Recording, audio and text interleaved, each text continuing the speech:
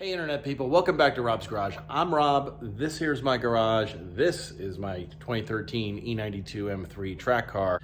I was recently driving back from Sonoma Raceway there and noticed a strong vibration coming out of the steering wheel. Maybe it's wheel weights, but seems pretty strong. Took it into Discount Tire.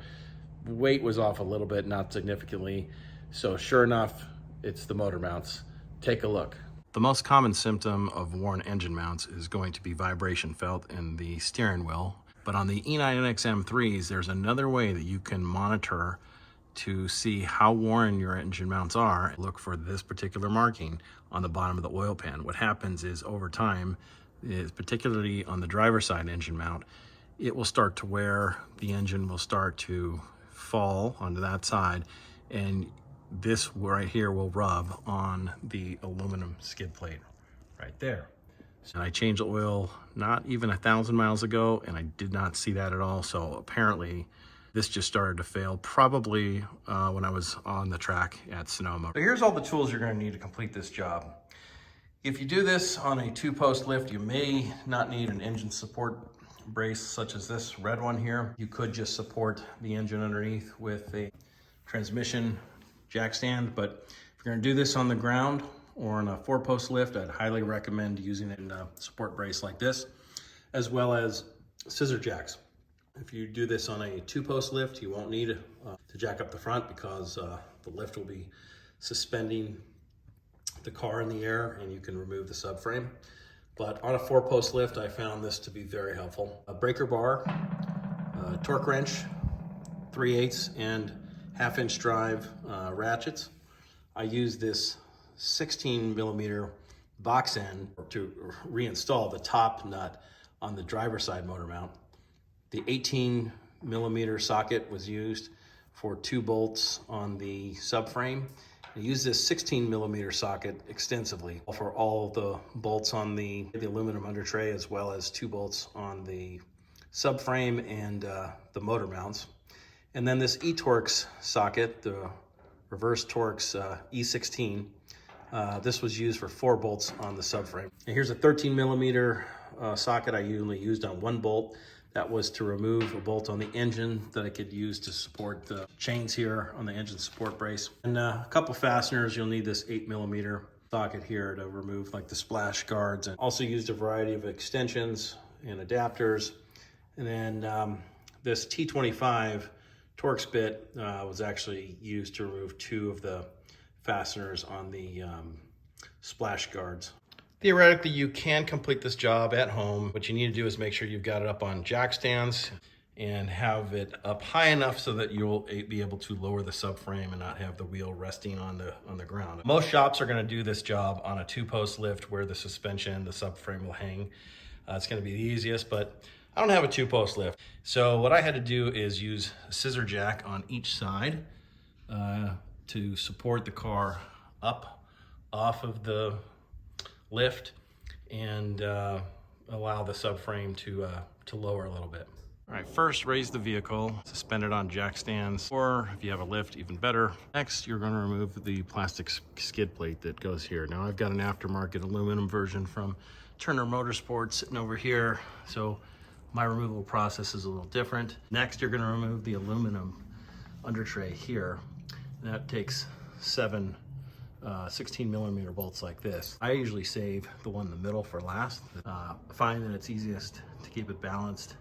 Next, you'll remove these splash shields on the inner fenders. It requires an 8mm socket, and there's 5 total screws. 1, 2, 3, 4, and hidden over here, number 5. Almost forgot about these fasteners on the side of the splash shield. There's 2 of them right up in here, 1 there, 1 there. And once you do that, it'll look something like this. You'll then have access to what you need for the subframe. Okay, all of these bolts that I'm gonna walk you through, I loosen them first, just enough to break free before I move my rolling jack to support the engine. Start in the rear with the 16mm bolt that goes up the back of the subframe that was hidden behind the plastic splash shield. Then the 18mm, it goes up on an angle, and then you have 2 E16, E-torx 16s. One is right here. The other one is right up in there. Okay, so two E16s, an 18 and a 16. Your subframe comes down. Make sure you've got that motor held up with something.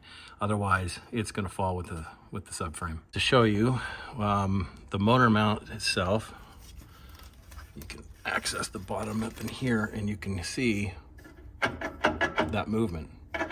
So it should not be moving. The top is still connected to the engine. The bottom is, the nut has been removed and it should not be having any play. If you look on the passenger side, I tried to do the same thing, no play. So clearly what happened is the driver's side mount failed. The top nut of these motor mounts is not easy to access. So I'm at the front of the engine.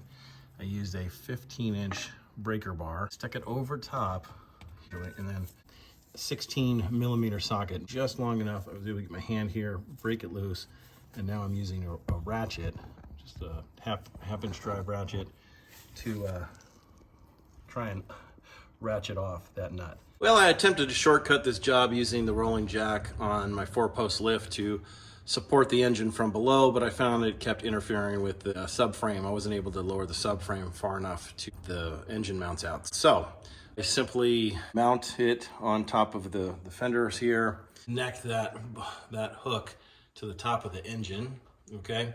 And then I remove the air intake. It's pretty simple to do. And access the bolt down there to be able to wrap this chain around. Took the bolt out, put the chain through.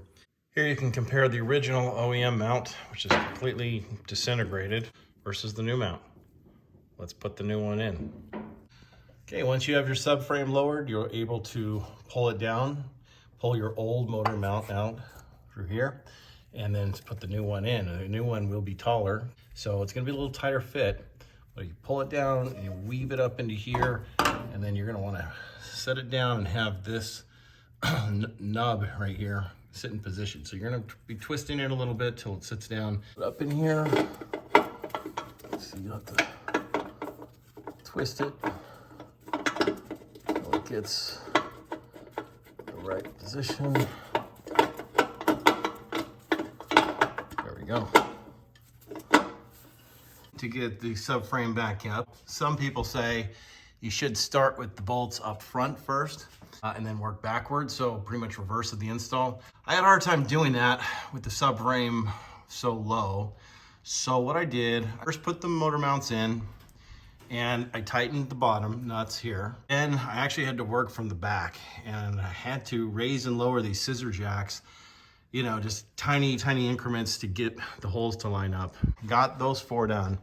Then I took my rolling jack and raised up this bar on the subframe here, just enough to where I could then put the E16s right up there to get that, and the other one here on each side. Then lowered the jack, and now I'm working on putting the top nuts on the motor mounts behind here. Passenger side motor mount wasn't too difficult to tighten down. Started the nut from the rear. I'm pointing to the nut on top there. And then I went to the front and ratcheted down with the 16mm socket, and then breaker bar, tighten it down. I haven't torqued it just yet to torque specs, but we'll get to that next. Admittedly, the driver's side was not so easy, and I'm still working on tightening it. It's a little too tight for me to get my ratcheting open end in there. It's really, there's this heat shield, I think. It's right there that blocks it, and you got the steering column coming down. So pretty tight. Just take your time and use an open end wrench. Cleaned off the underside as best I could with some simple green. You can see